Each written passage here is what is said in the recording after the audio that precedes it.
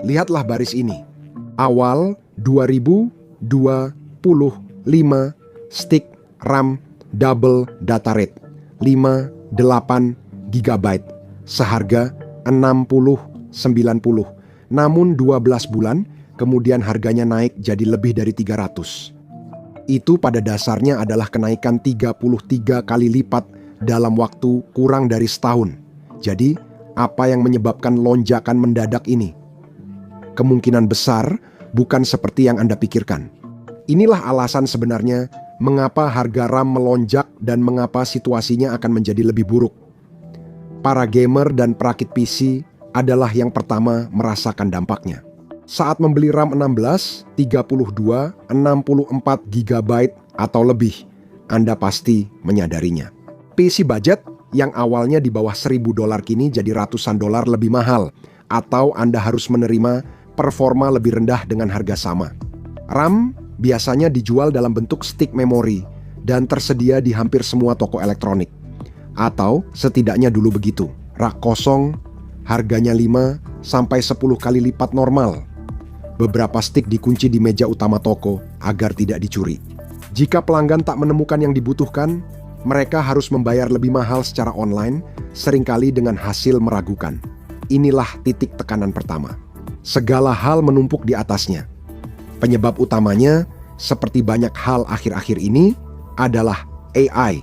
Kedatangan ChatGPT pada tahun 2022 tampak seperti sebuah keajaiban, sebuah situs web yang bisa memberikan apapun yang Anda inginkan hanya dengan sedikit mengetik. Resep ayam goreng, cerita 2 karakter favorit berkencan, gambar adik perempuan dipeluk karakter kartun favoritnya. Cocok untuk hadiah ulang tahun yang murah dan mudah. Semuanya mungkin dan gratis, tapi terdengar terlalu indah untuk jadi kenyataan. Sebab tak ada yang benar-benar gratis, termasuk AI. ChatGPT adalah model bahasa prediktif yang menggunakan pusat data kuat untuk mengumpulkan dan menyaring informasi internet, lalu memprediksi kata berikutnya. Dengan jutaan orang memakainya tiap hari, itu membebani semua sumber daya, air, listrik, dan memori komputer. Terutama setelah chatbot pesaing seperti Gemini, Grok, dan lainnya muncul. RAM itu juga harus berasal dari suatu tempat. AI memang meningkatkan permintaan RAM, tapi itu bukan satu-satunya penyebab harga naik. Itu lebih rumit dan lebih internal, dan semuanya bermuara pada keputusan yang dibuat oleh para Chief Executive Officer perusahaan untuk menjaga chatbot AI tetap berjalan. Perusahaan harus membangun pusat data yang mampu menyalurkan dan memproses semua permintaan tanpa memperlambat situs web. Itu menjadi beban besar bagi jaringan listrik di beberapa area dan juga membuat lebih banyak data harus tersedia untuk pusat-pusat itu. Artinya, RAM sudah habis dibeli sebelum Anda mendapatkannya. Korporasi membeli dalam jumlah besar, bisa ratusan atau ribuan stick memori yang sama dengan kebutuhan Anda. Meski toko komputer dan game ingin menjual RAM itu, mereka mungkin tak pernah mendapat kesempatan memesannya. Produsen pasti lebih memilih kontrak besar dari korporasi bernilai miliaran dolar daripada pesanan kecil dari GameStop. Apalagi jika pasokan terbatas. Bayangkan produksi RAM seperti jalan tol dengan jumlah jalur yang tetap. Jika sebuah truk besar mengambil alih jalan, semua orang akan melambat, tidak peduli seberapa butuh mereka untuk lewat. Namun, AI tidak membeli stick memori gaming kamu. Disinilah situasi mulai memburuk. Stick RAM double data rate. 5 meningkatkan RAM biasa dengan konsumsi daya lebih rendah dan bandwidth lebih tinggi. Merupakan lompatan besar. Dirilis tahun 2020 RAM, ini cepat jadi standar untuk menjaga perangkat gaming tetap optimal. Namun, bagi pusat data AI yang kini penting untuk perusahaan besar, pilihan ini hampir tak berarti. Perusahaan-perusahaan ini membutuhkan sesuatu yang lebih besar dan kuat, lalu menemukannya pada memori bandwidth tinggi. Opsi ini kemungkinan akan menyingkirkan yang lain dari pasar. High bandwidth memory berhasil mendapatkan bandwidth yang lebih tinggi daripada double data rate. 5 dan hal itu dilakukan dalam kemasan yang lebih kecil. High bandwidth memory menumpuk sirkuit dynamic random access memory dalam satu chip dan bisa langsung terhubung ke pengontrol memori komputer. Hal ini membuatnya sangat berguna untuk komputer yang kuat, seperti yang terhubung langsung ke pusat data besar. Hal ini telah mendorong banyak perusahaan AI terbesar untuk mengembangkan chip yang ditujukan langsung untuk fungsi ini. Akibatnya, permintaan menjadi lebih tinggi dari sebelumnya, dan semuanya kembali menghantui Anda. Setiap kali ada pilihan baru yang menarik di pasar, itu adalah kabar buruk bagi siapapun yang menyukai yang lama. Para gamer andal sudah sangat paham soal ini. Anda mungkin sudah punya ratusan game di sistem favorit, lalu muncul sistem baru yang debut. Meski ingin tetap memakai pilihan lama, Anda tetap dipaksa beralih ke sistem baru untuk terus mengikuti seri game favorit. Namun, itu mungkin tak jadi pilihan bagi banyak orang. High bandwidth memory bukan hanya lebih baru dan cepat, mungkin juga satu-satunya pilihan yang mampu memenuhi permintaan besar pusat data AI. High bandwidth memory sangat menguntungkan. Perusahaan-perusahaan terbesar di dunia ingin membeli semua pasokan dengan cepat dan kuat, bahkan rela membayar mahal. Perusahaan-perusahaan sangat mengalihkan fokus mereka ke perkembangan baru dalam memori ini, dan itu berarti mereka mengurangi produksi double data rate. 5 yang lebih mudah diakses dan terjangkau. Jika satu produk menghasilkan lebih banyak uang dengan pabrik yang sama, produk murah tak hanya kehilangan prioritas, tapi mulai hilang. Dan itu bukan satu-satunya kabar buruk bagi mereka yang ingin membeli memori. Yang berikut ini mungkin bahkan lebih buruk, karena inilah bagian yang paling sering dilewatkan orang. Sulit menghindari teknologi AI karena mayoritas servernya dijalankan perusahaan teknologi. Kamu bisa masuk ke sebuah situs layanan kesehatan, dan disambut oleh chatbot yang sangat canggih yang membimbingmu selama proses janji temu. Banyak kantor memakai AI untuk menyaring lamaran dan mengirim surat penolakan otomatis. Semua fungsi ini memakai model bahasa besar, Large Language Model, untuk menjalankan layanan, biasanya dalam skala kecil, tetapi kadang juga bekerja sama dengan layanan besar. Semua membutuhkan data, inilah alasan utama harga memori melonjak. Server AI kini tak hanya memakai high bandwidth memory meski sangat menginginkannya. Permintaan high bandwidth memory sangat tinggi sehingga hanya perusahaan besar yang sering mendapatkannya, membuat server AI kecil harus menerima apa adanya. Itulah stick memory double data rate. 5 andalan orang biasa untuk perangkat di rumah. Permintaannya terus meningkat seiring krisis memori meluas ke seluruh pasar.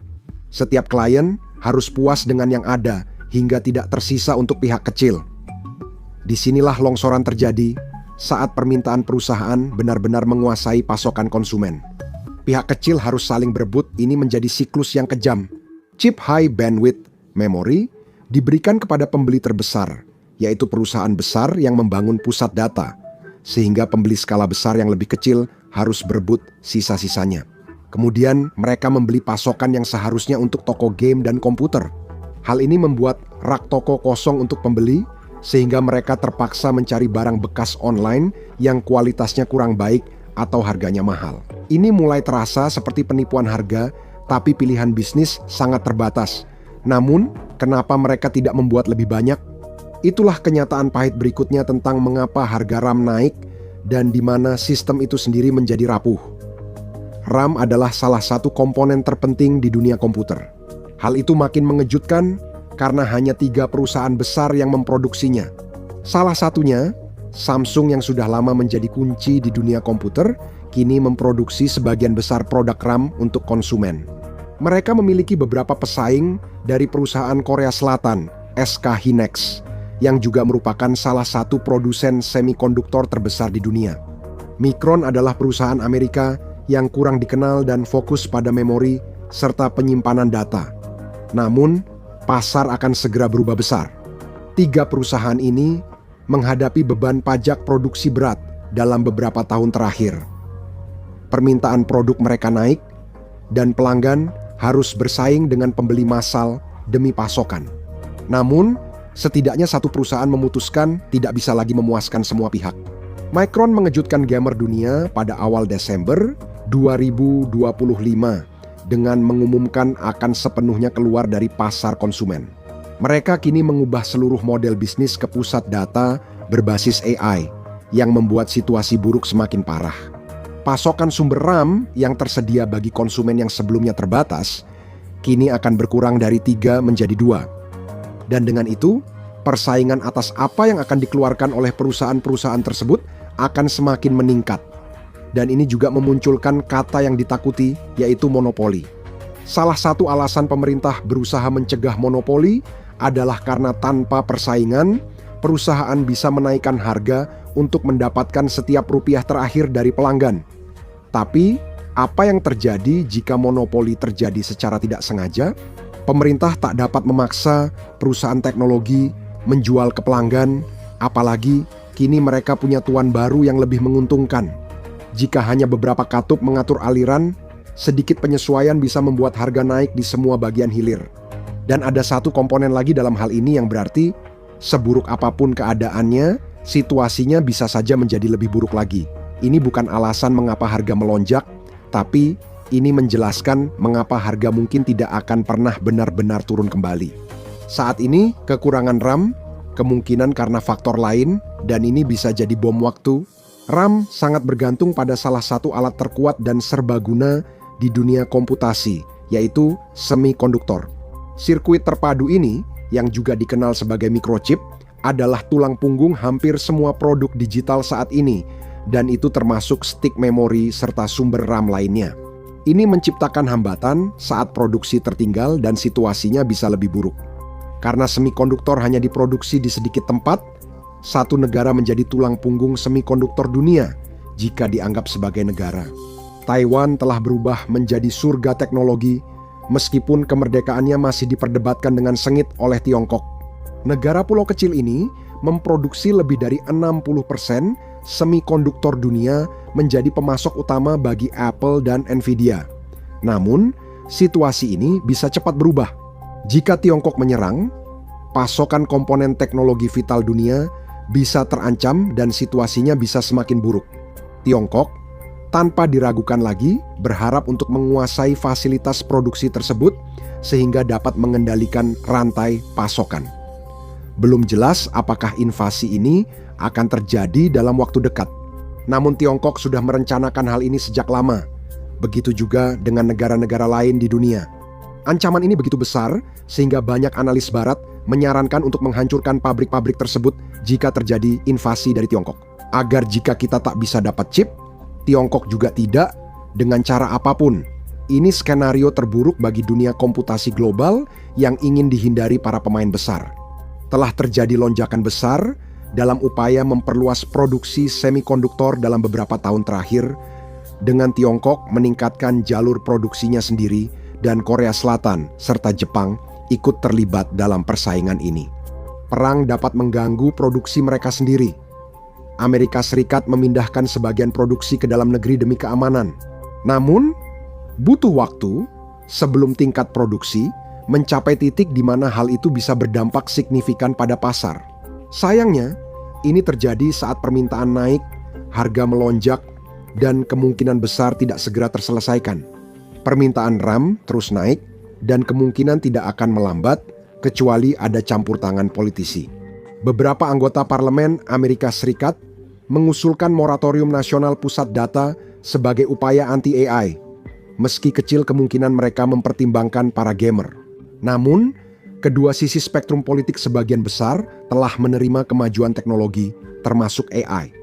Yang berarti bahwa pihak kecil kemungkinan besar akan terus tersingkir dari pasar RAM, kecuali mereka memiliki kantong yang dalam secara bersama-sama. Kekuatan-kekuatan itu tak hanya menaikkan harga, tapi juga menguncinya lewat kapasitas terbatas, produksi dialihkan, pemasok terkonsentrasi, dan permintaan AI yang bersamaan. Itulah sebabnya RAM tidak hanya menjadi lebih mahal, harganya melonjak tajam. AI hanyalah salah satu bidang di mana segala sesuatunya berubah dengan cepat. Jadi, simaklah mengapa tahun 2026 akan menjadi tahun terburuk sepanjang masa menurut prediksi Suram, atau tonton video ini sebagai gantinya.